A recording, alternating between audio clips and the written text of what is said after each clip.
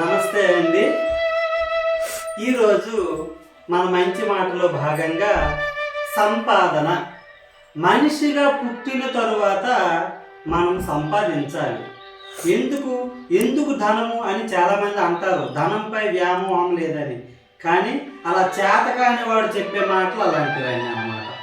ధనం అనేది మన ఉదర పోషణ. మనం జీవించాలంటే డబ్బు సంపాదించడం చాలా అవసరం. నీ భార్య నీ పిల్లలు బ్రతకాలి, ఆరోగ్యం కోసమైనా సరే, మనకి హాస్పిటల్ ఖర్చులకైనా సరే సంపాదన అనేది మనకు అవసరం. సంపాదించలేని వాడు చేతకాని మూగుడు అని అంటారు అనమాట. ఏమీ సంపాదించకపోతే తన భార్య కూడా వాడిని గౌరవించదు, చివరికి హీనాతిహీనంగా చూస్తారు. అందుకే సంపాదన మనిషికి తప్పనిసరిగా అవసరం. అది కూడా ఎప్పుడు మన శరీరంలో పటుత్వం ఉన్నంత వరకు, మీ మెదడులో తెలివితేటలు ఉన్నంత వరకు సంపాదించాలి. కొంతమంది 80 సంవత్సరాల వయసులో కూడాను తమ ఆలోచనలకు పదును పెట్టి లక్షలకు కోట్లకు కోట్లు సంపాదిస్తారు. పని దొరకట్లేదండి, ఏం పని చేయాలో తెలియట్లేదండి, ఉద్యోగాలు ఇవ్వట్లేదండి అని చేతకాని వాడు చెప్పే మాటలు. నువ్వు నిజాయితీగా సంపాదించాలి అనుకుంటే ఏ పనైనా చేయవచ్చు. నువ్వు టిఫిన్ షాప్ పెట్టు, లేదంటే టైలరింగ్లో బట్టలు కొట్టు పెట్టు, బట్టలు కుట్టు, లేదనుకో సేల్స్ మ్యాన్గా జాయిన్ అవ్వు. ఏదో ఒక పని, 2 మూటలు పోయి ఏమవుతుంది? నీ సంపాదన కోసం కంపల్సరీగా మనము తప్పనిసరిగా ధనం అనేది సంపాదించాలి. అది ఉద్యోగస్తులు, ప్రభుత్వ ఉద్యోగి అయితే వాళ్ళకి ఆదాయం అనేది వస్తూ ఉంటుంది. ప్రైవేట్ ఎంప్లాయీకి అయినా సరే, సాఫ్ట్వేర్ ఉద్యోగాలు ఎన్నో. అసలు ప్రభుత్వ ఉద్యోగం అన్న మాటే లేదండి ఇక్కడ. ప్రైవేట్ రంగంలో హాస్పిటల్స్లో ఎన్ని ఉద్యోగాలు వస్తున్నాయి, సాఫ్ట్వేర్ సైడ్ ఎన్ని ఉద్యోగాలు ఉంటున్నాయి, ఊడిపోతున్నాయి ఉద్యోగాలు అన్న మాట ఏమీ లేదు. నీ కష్టపడకపోతే నీకు ఎవడైనా తీసేస్తాడు. ధనం అనేది సంపాదించడం చాలా అవసరం. అది ఎంతవరకు? మనకు, మన పిల్లలకు, మన తల్లిదండ్రులకు తగినట్లు సంపాదిస్తే సరిపోతుంది. అంతకంటే ఇంకా రాబోయే తరము అని చాలామంది సంపాదిస్తారు. అది వృధా.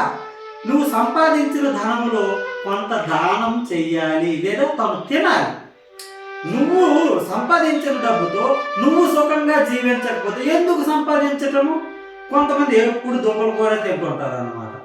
అది ఏమి ఉందా? అప్పుడప్పుడైనా ఒక మంచి పాలు, ఒక గుడ్డు, ఏదో నీకు నచ్చిన, మీ పిల్లలకు నచ్చిన జున్ను పాలు ఏదో ఒకటి తినాల్సిందే.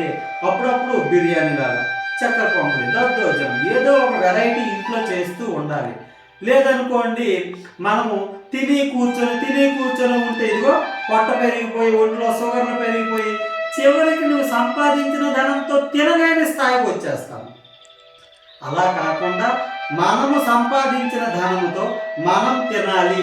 మన జీవితం, మన పిల్లల జీవితాలు, లైఫ్ స్టైల్ అనేది సుఖంగా వెళ్ళడానికి తగినట్లుగా ఖర్చు చేయాలి. మరికొంత దానం చెయ్యాలి. దానం అంటే నువ్వేవో కట్టలు ఇచ్చి ఇవ్వాల్సిన అవసరం లేదండి. అవసరమైన వాడు నీకు ఎప్పుడైనా అడిగితే ఆపదలో వాడికి కొంత దానం చేయి. మనకు అలా దానం చేసే అవకాశం ఉండదు కాబట్టి గుడికి వెళ్తే హుండీలు పెడతారు. అందులో కొంత మనం వేసినట్లయితే అది సమాజానికి ఉపయోగపడుతుంది. ఆ విధంగా దేవుడికైనా దానం చేస్తారు. దేవుడికి దానం చేయడం ఇష్టం లేని వాడు ఏం చేయాలి? సాటి మనిషికి సహాయం చేయాలి. ఎంతోమంది పేద పిల్లలు ఉన్నారండి. మీరు ఒక పాఠశాలకు వెళ్ళండి, ఒక 20 నోట్సులు 200 రూపాయలు అవుతున్నాయి. అవి ఆ పిల్లలకి ఇస్తే వాళ్ళు ఎంత సంతోషిస్తారు. ఒక బర్త్డే పార్టీ అవుతుంది, మీరు దానం చేయాలి. ఎక్కడ దానం చేయాలి? మన ఫ్రెండ్స్ అందరూ పిలిచి బిర్యానీలు, చికెన్లు తినడం కాదండి. 2 మొక్కలు నాటు, అది దానం కిందే లెక్క. ఒక పాఠశాల విద్యార్థులకు పెన్నులు, పుస్తకాలు, 2 స్లేట్ పెన్సిల్స్ ఇవ్వండి. ఎంత సంతోషిస్తారు ఆ పిల్లల ముఖంలో వెలుగు. ఒక అనాథాశ్రమంలోకి వెళ్ళండి, 5 పిల్లలకు 5 జతల దుస్తులు, సులభమైన దుస్తులు, తక్కువ రేటు దుస్తులు కొనైనా సరే మనం ఇచ్చినట్లయితే మనం సంపాదించిన ధనానికి విలువ ఉంటుంది. అలా లేకుండా నువ్వు సంపాదించింది బీరువాలు పెట్టుకొని ఉంటే, తేనెటీగలు చూడండి పట్టు కడతాయి, తేనె పట్టు కట్టి ఒకదానికి ఒక తేనెటీగ సంపాదించి ఆ తేనెను ఆ పిల్లల భవిష్యత్తు కోసం తగినట్టు చిన్న పట్టు సరిపోతుంది. కానీ అవి ఇంకా దాచుకుంటాయి, బాటసారులు పాలైపోయి ఎవడో ఒకడు చూస్తాడు, ఒక రాయి పెట్టి కొడతాడు, ఆ తేనె పట్టు పడిపోతుంది. లేదా పొగ పెట్టి తేనంతా పిండేస్తున్నారు. ఈ విధంగా తేనెటీగలు తాము సంపాదించింది అవి తినకుండా దాచుకోవడం వల్ల ఏమవుతుంది, పరుల పాలు అవుతుంది. అలాగే మనము సంపాదించిన ధనం కూడాను పరుల పాలు అయిపోతుంది. ఎప్పటికో పరుల పాలు అవడం అంటే ఎవడో వచ్చి దొంగలిస్తాడని అర్థమా? ఏం కాదండి, నీ పిల్లలే అనవసరంగా ఖర్చు చేస్తారు. అంటే వృధా ఖర్చులు అన్నమాట. అవి దేనికి పనికిరాని ఖర్చులు. అంటే వ్యసనాలకు బానిస అయిపోతారు. మనం సంపాదించిన ధనాన్ని ఎలా ఖర్చు చేయాలో కూడా పిల్లలకి నేర్పాలి. ఈ మధ్యన ఆన్లైన్ గేమ్స్, ఆన్లైన్లో ప్రతిదీ ఆన్లైన్, టిక్కు టిక్కు టిక్కు. మా పిల్లవాడు కూడా ఇంట్లో మేము చేసిన ఆన్లైన్లు చూసి షాపింగ్లు, డాడీ అది ఆన్లైన్ చేసే డాడీ, ఇది ఆన్లైన్ చేసే డాడీ అని అంటుంటాడు. దీన్ని ఏమర్థమవుతుంది? ఓ, నేను చేయటం వల్ల కదా వాడికి తెలుస్తుంది అసలు సంపాదన ఎలా వస్తుంది అన్నది వాడికి నేర్పాలి. అలాంటప్పుడు దానికి విలువ చేకూరుతుంది అని భావము. వేమన చెప్పిన 55వ పద్యం మనము నేర్చుకుందాం. ధనము కూడబెట్టి దానంబు చేయక తాను తినక లెస్స దాచుగాక తేనెటీగ కూర్చి తెరువారికి యదా విశ్వదాభిరామ వినురవేమా. మనం ఉద్యోగం చేస్తున్నా, ఏ పని చేస్తున్నా నెలకి ఎంతో కొంత సంపాదిస్తాం కదండి.